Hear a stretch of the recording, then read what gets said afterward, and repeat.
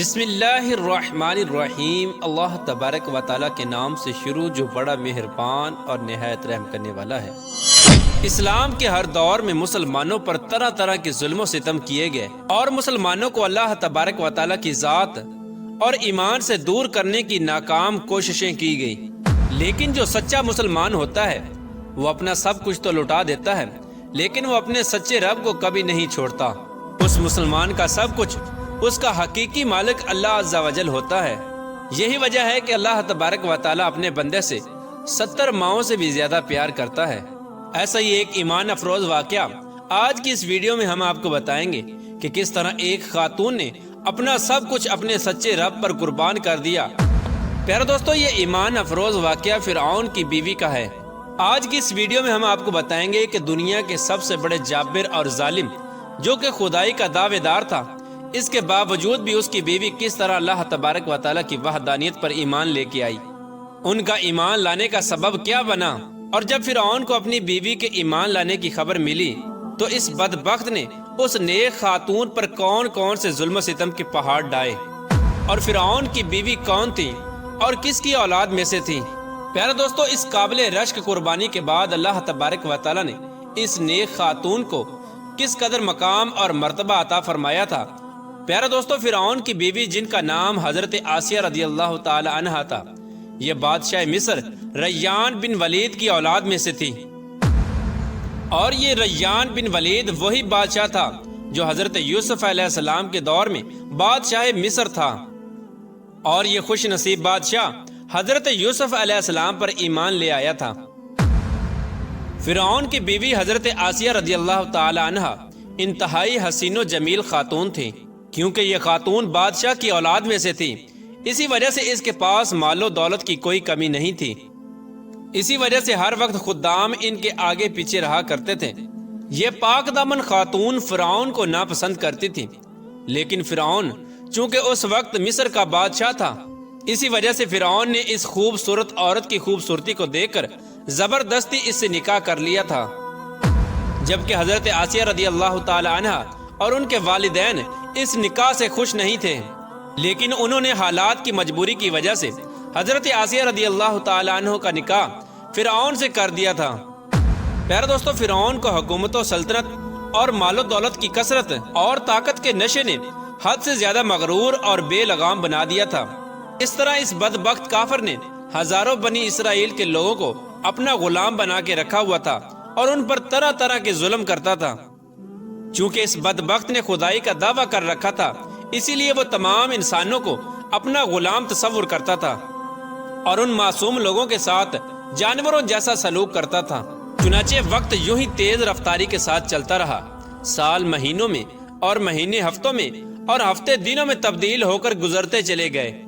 اور پھر وہ وقت بھی آ گیا کہ اللہ تبارک و تعالیٰ کے پیارے نبی حضرت موسیٰ علیہ السلام اور حضرت ہارون علیہ السلام اس دنیا کے اندر تشریف لائے، اور مصر کی سرزمین لا الہ الا اللہ کی صداؤں سے گونج اٹھی۔ اللہ تبارک و تعالیٰ نے حضرت موسیٰ علیہ السلام اور حضرت ہارون علیہ السلام کو فرعون کی طرف اور ان کی قوم کی طرف دعوت حق دینے کے لیے اور ہدایت کی طرف بلانے کے لیے مبعوث فرمایا تھا۔ اللہ تبارک و تعالیٰ کے ان پیغمبروں نے بنی اسرائیل کے لوگوں کو اللہ تبارک و تعالیٰ کی وحدانیت کی طرف بلایا اور لوگوں کو باطل معبودوں کی پوجا کرنے سے منع کیا۔ حضرت موسیٰ علیہ السلام نے فرعون کو طرح طرح کے معجزات دکھائے، لیکن اس کے باوجود بھی یہ لوگ کفر اور سرکشی پر اڑے رہے اور اللہ تبارک و تعالیٰ کی وحدانیت کا مسلسل انکار کرتے رہے۔ اس کے باوجود بھی حضرت موسیٰ علیہ السلام فرعون کو اور بنی اسرائیل کے بدبخت لوگوں کو دعوت حق دیتے رہے۔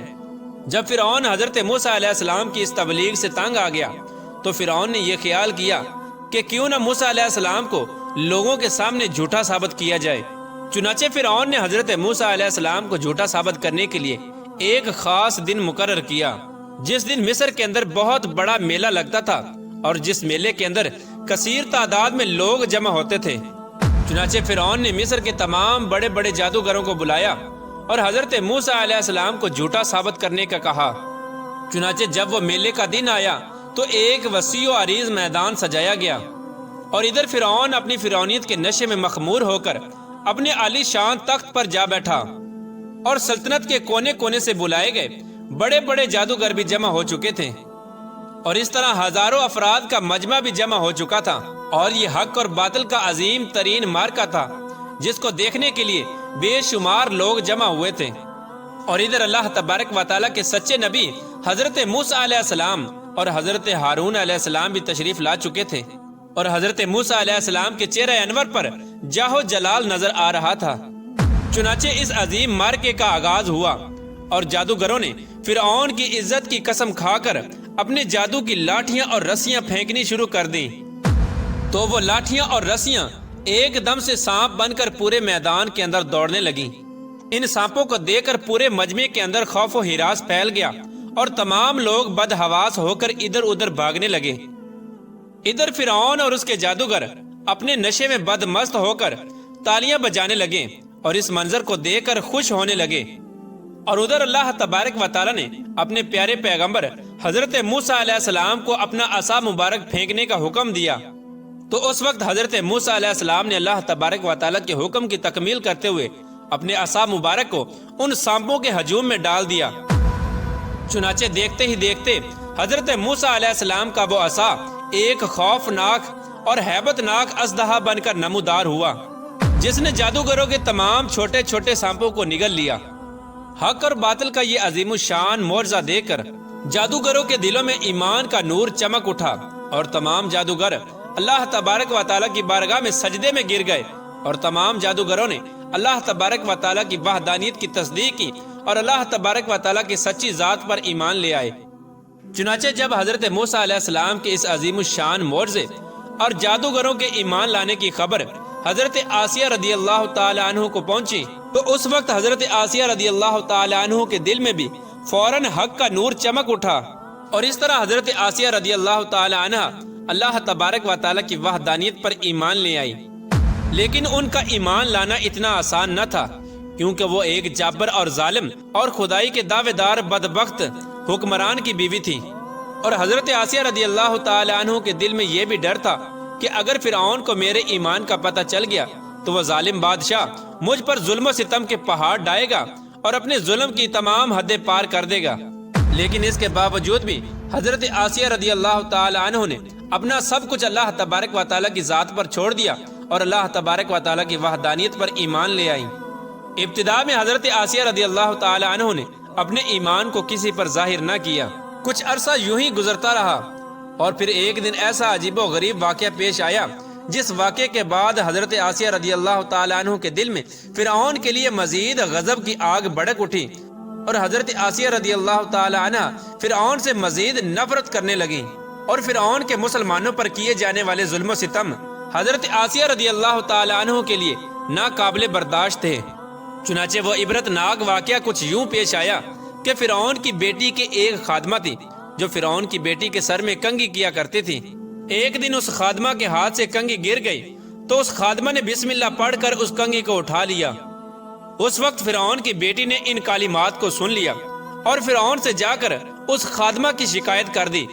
कि वो खादमा आपके अलावा किसी और को खुदा मानती है और आपके अलावा किसी और की इबादत करती है। ये बात सुनकर फिरऔन लाल पीला हो गया और उसने गजबनाक होकर उस खादमा को अपने दरबार में बुलाया और उस खादमा के ईमान लाने की हकीकत दरियाफ्त की कि आखिरकार वो किसको खुदा मानती है। और फिरऔन उससे कहने लगा, क्या तू मेरे अलावा किसी और को खुदा मानती है?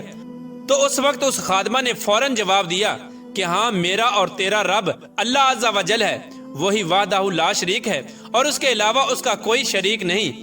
चुनाचे खादमा की ये बात सुनकर फिरऔन उस पर मजीद गजबनाक हो गया। चुनाचे फिरऔन ने उस खादमा को और उनके मासूम बच्चों को खौलते हुए तेल में डाल दिया और उनको शहीद कर दिया।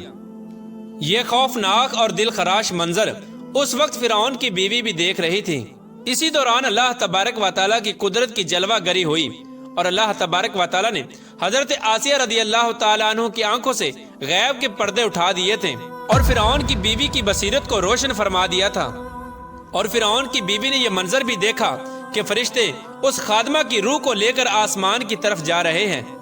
इस तरह फरिश्तों को देखने के बाद फिरऔन की बीवी का ईमान मजीद मजबूत हो गया और वो मजीद अल्लाह तबारक व तआला की वहदानियत का यकीन करने लगी और हजरत मूसा अलैहिस्सलाम की सदाकत اور حقانیت بھی واضح ہو گئی۔ اس خوفناک منظر کو دیکھنے کے بعد فرعون کی بیوی سوچ میں پڑ گئی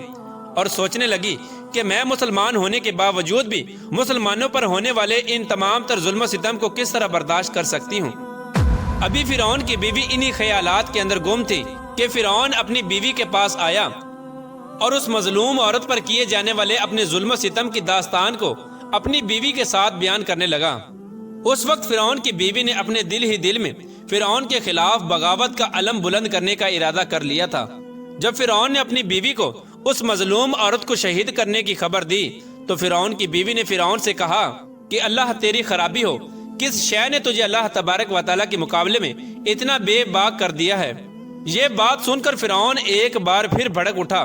اور اپنی بیوی سے کہنے لگا کہ تجھے بھی اسی جنون نے آ لیا ہے جس جنون کے اندر وہ خادمہ مبتلا تھی۔ چنانچہ اس کے جواب میں فرعون کی بیوی نے فرعون سے کہا کہ مجھے کوئی جنون نہیں آیا، میں تو اس خدا وحدہ لا شریک پر ایمان لا چکی ہوں جو میرا اور تیرا اور تمام جہانوں کا سچا رب ہے۔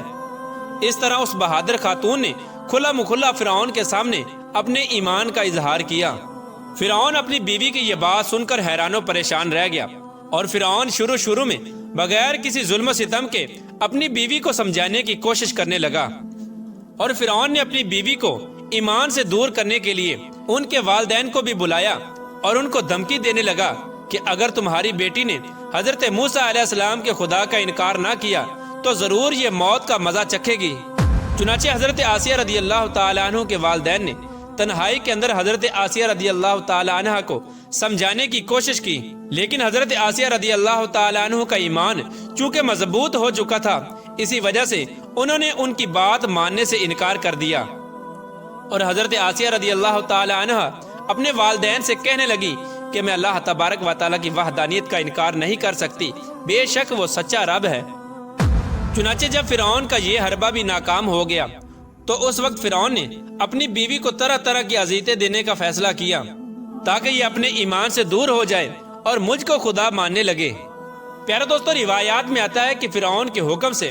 حضرت آسیہ رضی اللہ تعالی عنہ کو طرح طرح کی اذیتوں کے اندر مبتلا کر دیا گیا، حتیٰ کہ حضرت آسیہ رضی اللہ تعالی عنہ کے ہاتھوں اور پاؤں میں میخیں لگا کر دھوپ کے اندر سورج کی طرف رخ کر کے لٹا دیا گیا، اور آپ کے سینے کے اوپر چکی کا 12 بھرکم پتھر رکھ دیا گیا تاکہ آپ ہل نہ سکیں۔ لیکن ان تمام تر تکالیف اور مصائب کے باوجود بھی حضرت آسیہ رضی اللہ تعالی عنہ کے ایمان کے اندر ذرہ برابر بھی کمی نہ آئی، بلکہ ان تمام تر تکالیف کے باوجود بھی آپ کے ایمان کے اندر مزید اضافہ ہوتا چلا گیا۔ چنانچہ جب فرعون نے ان تمام تر تکالیف کے بعد اپنی بیوی سے ایمان سے پھرنے کا کہا تو حضرت آسیہ رضی اللہ تعالی عنہ نے بڑا ہی ایمان افروز اور ایمان کو تازہ کر دینے والا جواب دیا، جس سے فرعون کا گھمنڈ خاک میں مل گیا، اور فرعون حضرت آسیہ رضی اللہ تعالی عنہ کے ایمان اور ہمت کے آگے گھٹنے ٹیکنے پر مجبور ہو گیا۔ چنانچہ حضرت آسیہ رضی اللہ تعالی عنہ نے ارشاد فرمایا، اے دشمن خدا اور ظالم انسان، تو میرے وجود پر تو قادر ہو سکتا ہے، لیکن میرا دل اللہ تبارک و تعالیٰ کی پناہ میں ہے۔ اگر تو میرے جسم کے ہر حصے کو بھی کاٹ دے تب بھی میرا عشق اور ایمان اللہ تبارک و تعالیٰ کی بارگاہ میں بڑھتا چلا جائے گا۔ اسی دوران جب حضرت آسیہ رضی اللہ تعالی عنہ پر ظلم و ستم کے پہاڑ گرائے جا رہے تھے، حضرت موسیٰ علیہ السلام وہاں سے گزرے تو حضرت موسیٰ علیہ السلام سے حضرت آسیہ رضی اللہ تعالی عنہ نے پوچھا، کیا میرا رب مجھ سے راضی ہے؟ تو حضرت موسیٰ علیہ السلام نے ارشاد فرمایا، اے آسیہ رضی اللہ تعالی عنہ، آسمان کے فرشتے تیرے انتظار میں ہیں اور اللہ تبارک و تعالیٰ تیرے ایمان اور تیرے کارناموں پر فخر فرماتا ہے۔ آپ اللہ تبارک و تعالیٰ کی بارگاہ میں سوال کریں، آپ کی ہر حاجت پوری کی جائے گی۔ اس وقت حضرت آسیہ رضی اللہ تعالی عنہ نے اللہ تبارک و تعالیٰ کی بارگاہ میں یہ دردناک دعا کی، اے میرے پروردگار، میرے لیے اپنے پاس جنت میں ایک گھر بنا اور مجھے فرعون اور اس کے ظلم سے نجات دے اور مجھے ان ظالموں سے نجات بخش۔ ادھر جب فرعون نے حضرت آسیہ رضی اللہ تعالی عنہ کو ایمان سے دور کرنے کی تمام تر کوششیں کر لیں اور ہر کوشش کے اندر ناکامی کا سامنا کرنا پڑا، تو اس وقت فرعون نے حضرت آسیہ رضی اللہ تعالی عنہ کو شہید کرنے کا فیصلہ کر لیا، اور آخری حربے کے طور پر فرعون نے اپنے کارندوں سے کہا کہ ایک بہت بڑی چٹان لے کر آؤ، اگر یہ چٹان دے کر اپنے ایمان پر قائم رہتی ہے تو یہ چٹان اس پر گرا دینا، اور اگر یہ ایمان سے پھر جاتی ہے تو پھر یہ میری بیوی ہے۔ پیارے دوستو، اس خوفناک منظر کے وقت جہاں ایک طرف زندگی ہے اور دوسری طرف موت کھڑی ہے، تو اس وقت حضرت آسیہ رضی اللہ تعالی عنہا نے آسمان کی طرف نگاہ اٹھا کر دیکھی تو جنت کے اندر اپنا سفید موتیوں والا محل نظر آیا، جس سے آپ کا ایمان مزید بڑھ گیا، اور اسی حالت میں آپ کی روح پرواز کر جاتی ہے، اور اس کے بعد آپ رضی اللہ تعالی عنہ کے جسم مبارک پر وہ چٹان گرا دی جاتی ہے، اور وہ چٹان ایسے بدن پر گرتی ہے جس میں روح نہیں ہوتی۔ اس دردناک واقعے کے دوران جب فرعون اپنی بیوی پر طرح طرح کے ظلم کر رہا تھا، اس وقت اللہ تبارک و تعالی نے اپنے فرشتوں کو حضرت آسیہ رضی اللہ تعالی عنہ پر مقرر کر دیا تھا، اور وہ فرشتے حضرت آسیہ رضی اللہ تعالی عنہ پر سایہ کیے ہوئے تھے، اور ان کو جنت کے اندر اپنا مقام دکھا دیا تھا، جس کی وجہ سے حضرت آسیہ رضی اللہ تعالی عنہ کا ایمان مزید مضبوط ہو گیا، اور فرعون کی تمام مصیبتوں کو آپ بھول گئی۔ اس طرح حضرت آسیہ رضی اللہ تعالی عنہ نے دنیا کی تمام تر تکالیف اور مصیبتوں کو برداشت کیا، لیکن اللہ تبارک و تعالی کی وحدانیت کو نہیں چھوڑا،